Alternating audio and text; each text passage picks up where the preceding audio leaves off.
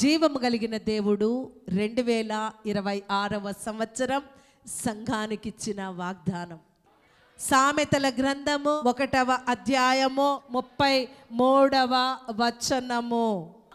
నా ఉపదేశమును అంగీకరించువాడు సురక్షితముగా నివసించును, వాడు కీడు వచ్చునన్న భయము లేక నెమ్మదిగా ఉండును.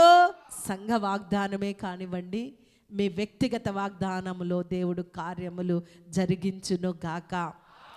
ఈ 2026వ సంవత్సరం విడుదల సంవత్సరంలో మొదటిగా ఏ కుటుంబంలో రక్షణ లేదో ఆ కుటుంబానికి రక్షణ విడుదల కలుగును గాక. రక్షణ సంగీత సునాదము ఆ కుటుంబములో వినపడును గాక.